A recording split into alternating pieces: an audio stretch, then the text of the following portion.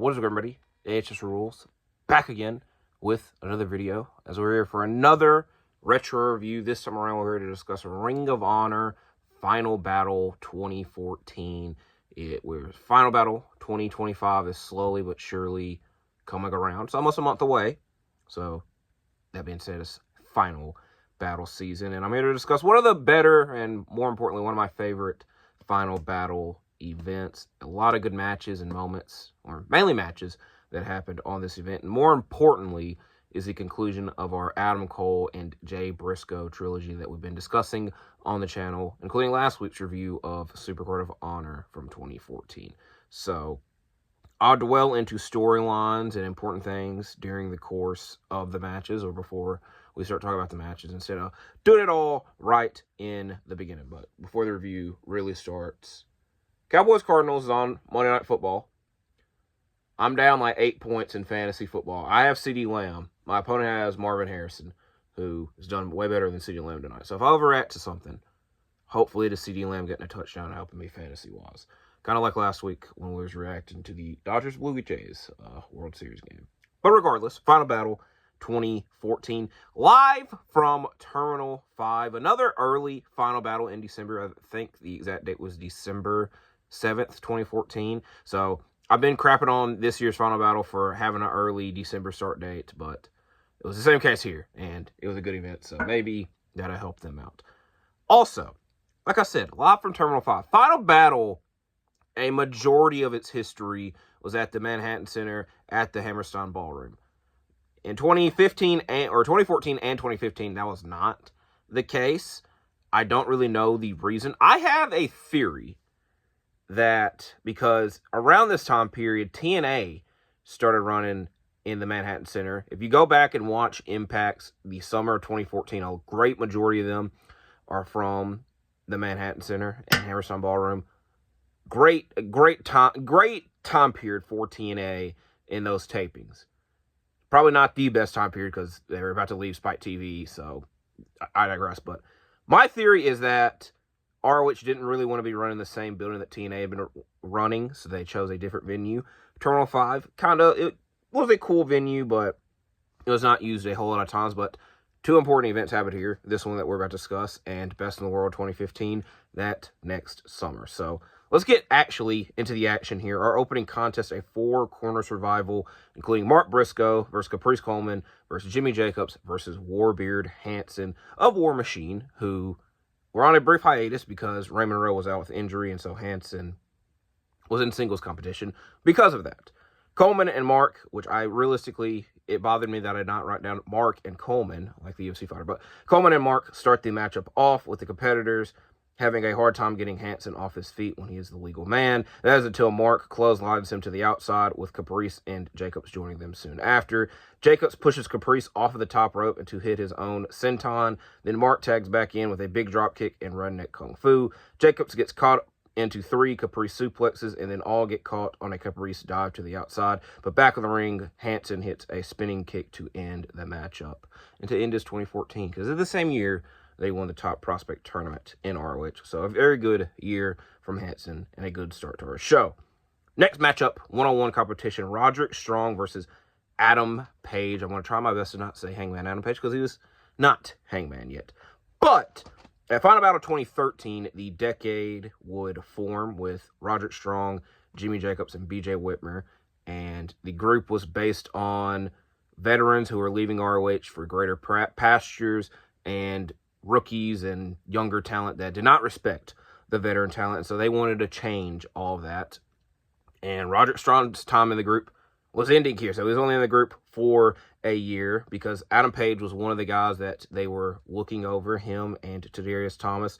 Tadarius Thomas had enough of that and ended up leaving the decade and ROH entirely, where Adam Page had rose in the ranks and kind of felt like he did not need to be a young boy anymore. And he was kind of slowly but surely reaching the same level as Roderick Strong, and he did not like that one bit, and so that is why we're getting this matchup here. It is also crazy. I think the Cowboys just turned it over, so there goes my hopes. Regardless, it's kind of crazy. Adam Page, current AEW World Champion, two-time AEW World Champion, And this is, it's hard to say at the beginning stage of his career because he started in 2008, but he didn't start in ROH until like late 2012. And to see like 10-ish years later how far he's came, kind of crazy, you know, maybe a little bit inspirational to some of you out there. Roderick Strong and Adam Page, though.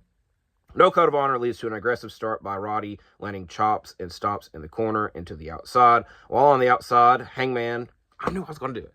Page lands a buckshot lariat over the barricade, which, again, this wasn't really his finisher yet, or his signature yet. And so we see this happen a lot in AEW, and it'd be a big deal.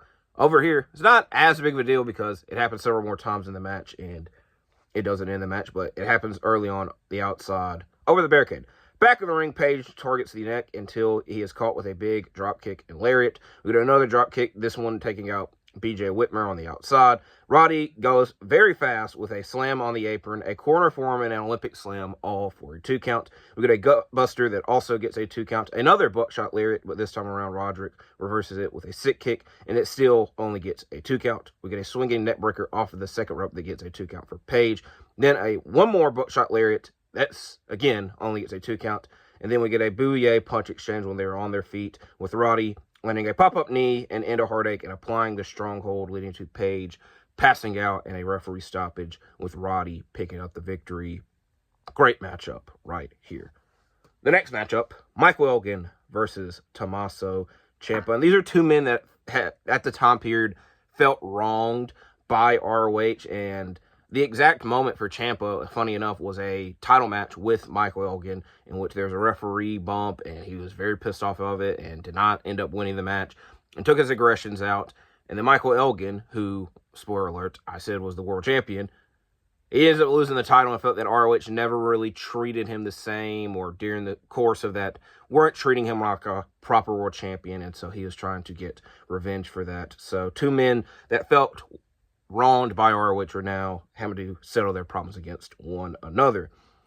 There is a code of honor, but it leads to a very intense forearm exchange to start the match off. We got an Elgin leg drop off of the second rope and a splash off.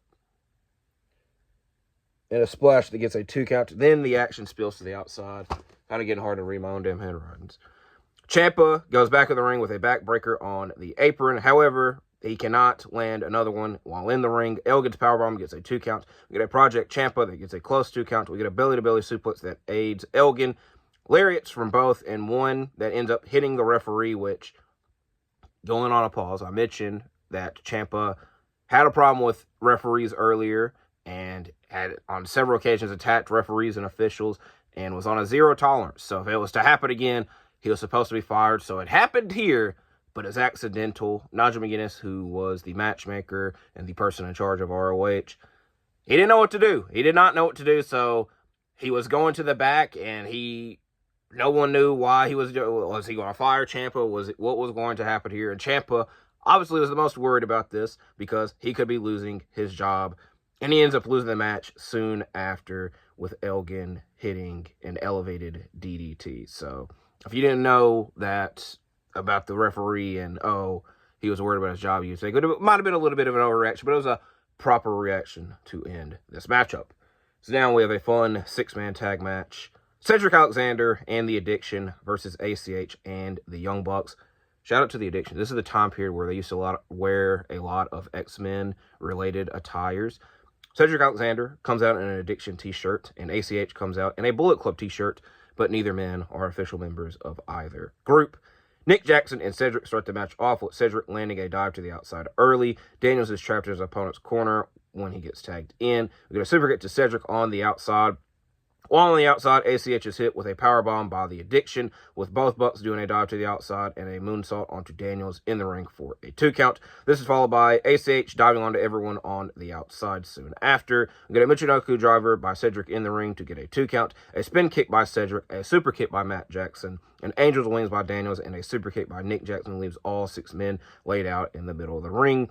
ACH gets his foot up on Daniels' best moonsault ever attempt with a dual super kick by the Bucks soon after. Then Cedric tries to hit a Hurricane Rana on ACH, but is caught with a pair of super kicks that transitions to a Meltzer driver by the Young Bucks and a 450 splash by ACH, with ACH and the Young Bucks winning this matchup. Very fun. This is around the time period where, I don't know, because the Young Bucks have been a top tag team for how long? At least 15. I was going to say 10, but it's been over 10 years now. So we've been seeing like a lot of these matches involving the Young Bucks over like the past 10 to 15 years. And this is just another fun one that might be lost in the mix of it. Because again, it's happened so much. So fun nonetheless. It is 3rd and 12. Jacoby Brissett went down. So there's 3 minutes left. The Cowboys should get the ball back. CD, please.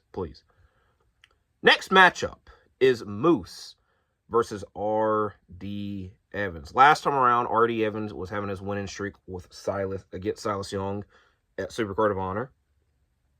And he was paired with Ramon and Veda Scott as his managers. They took on a new client, being the new talent in Ring of Honor, that being Moose. And R.D. Evans' win streak was so impressive that he earned a television title shot that he could have won, but Moose came out and speared him and cost him that title and his winning streak, as Ramon abandoned R.D. Evans. And he gave several reasons for this. I will admit, I will more likely be explaining the build to this match more than the actual matchup, if you kind of want to get spoiled. But Ramon changed his name. He did not like being called Ramon, and he changed his name to Stokely Hathaway, which I always like referring to him as Ramon because I feel there are people that don't know that Stokely Hathaway had a name before he was Stokely Hathaway. And I will also admit, I don't remember what his WWE name was, so he's had 3. But now he goes by Stokely Hathaway. He did not like being paired with R.D. Evans, and he mainly wanted to get revenge for Prince Nana, because R.D. Evans and Prince Nana were main members, mainly Prince Nana, of the Embassy. And Prince Nana felt that he was wronged by R.D. Evans, so Ramon was trying to get revenge for him. And he also felt that Moose, is better than him and can build on a new winning streak. So R.D. Evans is looking for revenge against his former manager and partner in Moose in this matchup. And Prince Nana and Stokely Hathaway are here to accompany Moose. And R.D. Evans was supposed to have Veda Scott accompany him, but she's nowhere to be found.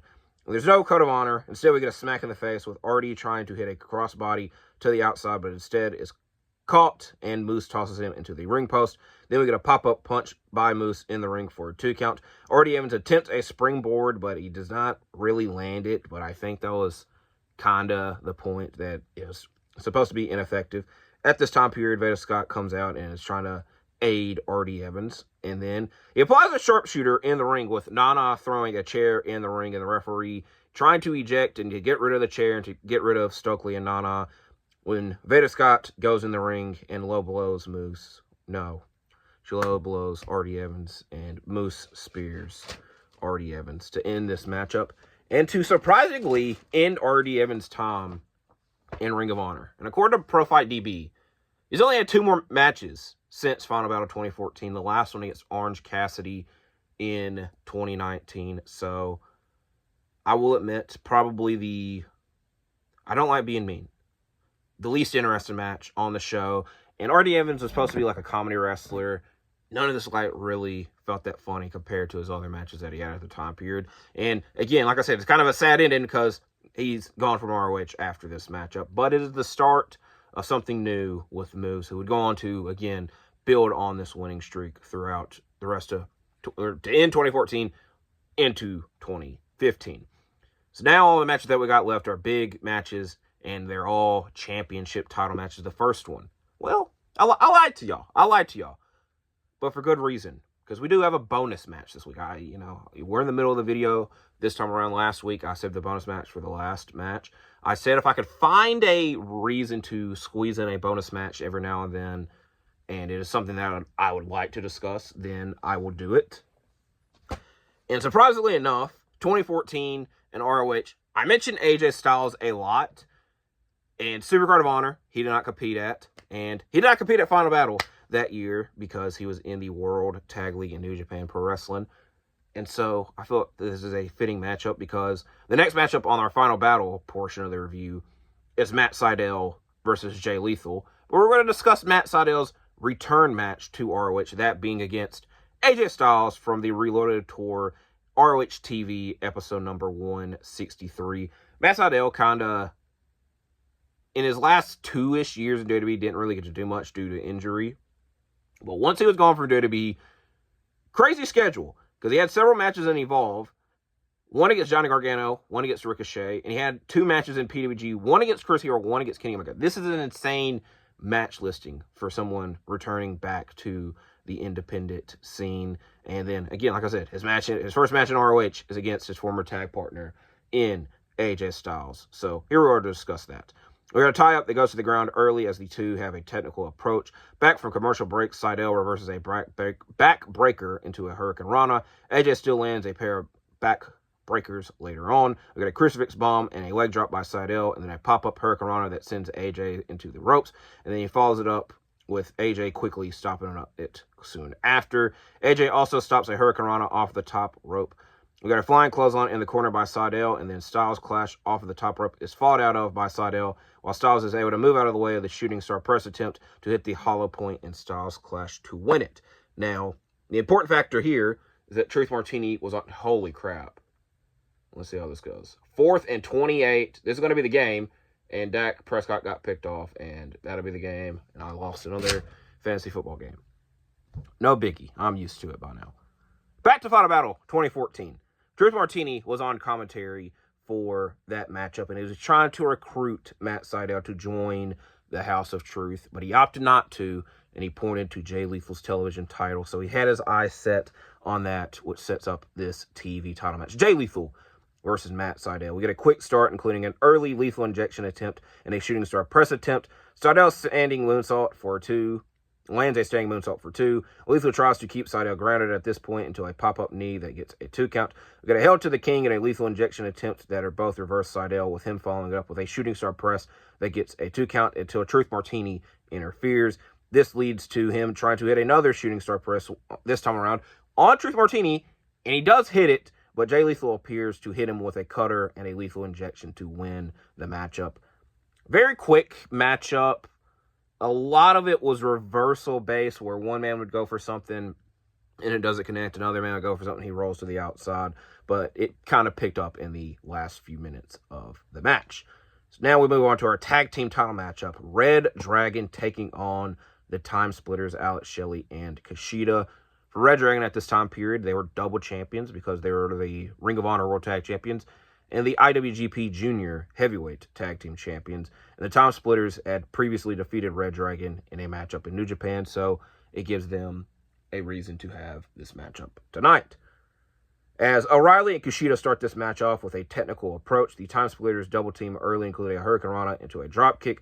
reDRagon's double team, and then Shelley starts to target the arm. He thought he could tag out, but Kushida is pulled off of the apron. Then he finally is able to tag in, hitting a German suplex into a pin.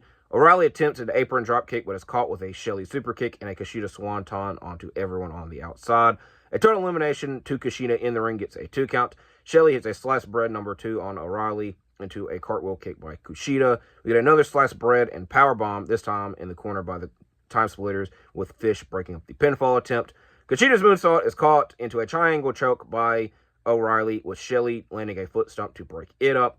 Chasing the Dragon is reversed to a series of kicks by Kushida, with Fish taking out Shelley on the outside to come back in the ring to hit the Chasing the Dragon. With Kushida kicking out of it, but his arm in perfect position for an arm bar, and he taps out with reDRagon successfully retaining. And again, another fun matchup on this final battle. So now we have our main event matchup. I can't say it is, if you had to ask me, what's the main match we're here for, it would obviously be this matchup, the conclusion of our Adam Cole, Jay Briscoe trilogy in our Retro Review series. The Final Battle 2014 main event, Adam Cole challenging Jay Briscoe for the Ring of Honor World Championship in a fight without honor. But how did we get here? How did we go from Supercard of Honor to Final Battle? More importantly, how did Jay Briscoe end up with the world title? So, going back to Supercard of Honor, these two men didn't really interact with one another that much after it. Matt Hardy, who helped Adam Cole win that matchup at Supercard of Honor, was gifted Jay Briscoe's version of the Ring of Honor World Championship, which he would eventually alternate and have his own face on it, but he would soon leave ROH to go join back in TNA and to reunite the Hardys, which I was telling y'all earlier, this show is 11 years ago. Hilariously enough, the Hardys are still in TNA and still one of a big deal, which in the summer of 2014 was kind of the case. They had a great series of matches. Back to our story here, though. So Matt Hardy leaves ROH and leaves the Kingdom, and Adam Cole loses his Ring of Honor World Championship to Michael Elgin at Best in the World, and then Michael Elgin loses the world title several months later to Jay Briscoe at All-Star Extravaganza in a very shocking moment in ROH history because it felt his title reign had just began. And again, another instance where there's like backstage drama that wasn't fully like known. And again, keywords backstage drama, but it didn't matter. The people wanted Jay Briscoe to be world champion, and they got it once again. And again, I mentioned that there's a void in the Kingdom with Matt Hardy leaving, but a Matt would join the group, that being Matt Taven, who had left ROH, but he was like gone for like a month, so I don't really classify it as that. And he joins the Kingdom. I also should mention that Michael Bennett and Maria Kanellis were gifted Jay Briscoe's version of the Ring of Honor World title. And I mentioned that Jay Briscoe or Matt Hardy changed the title just to have his face on it. Michael Bennett and Maria changed it completely, changed the leather on it to be pink fuzz, add their faces on it. So the title was completely unrecognizable. And I mentioned all this about the Kingdom. For the sake of this matchup, doesn't matter because they're not there that night because they are in the New Japan World Tag League at the time. Adam Cole earned his way into this final battle main event by winning the 2014 Survival of the Fittest. And one of the rare, I would say, I think it is the actual time that the Survival of the Fittest winner would go on to the final battle main event. Because in 2013, they did not have a tournament. Granted, they were coming off the world title tournament that summer. 2012, Jay Lethal won, but he didn't get his title shot to the anniversary show. I'm doing off the head thinking. 2011, Michael Elgin didn't get his title shot until WrestleMania weekend. 2010, Eddie Edwards didn't get his title shot until the next year. Wink, wink. That's going to be the next review, hilariously enough. I just spoiled it for y'all. So, regardless, I kind of always talked the Survival of the Fittest winner gets the title shot at Final Battle. This is the first time that this is happening, to my knowledge. And it might have been the only time, because 2015 it didn't happen. 2016 it did not happen. Who the hell won in 2017? So, I just made up something that I thought was tradition, and it only happened once. But that does not matter, because we're getting Adam Cole and Jay Briscoe. One last note before we get into the actual matchup. Because on the road to this matchup, Adam Cole, there's a segment where he was talking in the ring, and Papa Briscoe was in the crowd at ringside taunting Adam Cole. And Adam Cole took exception to the words that Papa Briscoe said. And when he turned his back, he gave him a super kick. And I'm really pissed off because I see Marvin Harrison Jr. on the TV. And that should be CeeDee Lamb. And it should help me win fantasy. But it didn't happen. Nothing bothers me more on fantasy is when it really projects you. Because I had like an 80% chance to win going in to the game tonight. And I hate the fantasy projection because it gives you false hope. It gives you false hope. Last time I'll talk about it in this video. Because we got to talk about this last matchup. Adam Cole, Jay Briscoe, fight without honor. Here are the notes. And here's what happened. I mentioned what happened to Papa Briscoe. There were reserved seats for Jay Briscoe's parents, but they were not there due to the attack by Adam Cole. We're getting an intense standoff that leads to a pair of... Oh my God, that's hilarious. A pair of birds. I could not read what I said. A pair of middle fingers, as you know, the proper terminology, by Cole. A super kick by Cole, but surprisingly enough, Jay Briscoe hits a Jerry Driller and gets a very close 2 count. What if the final battle main event went a minute long?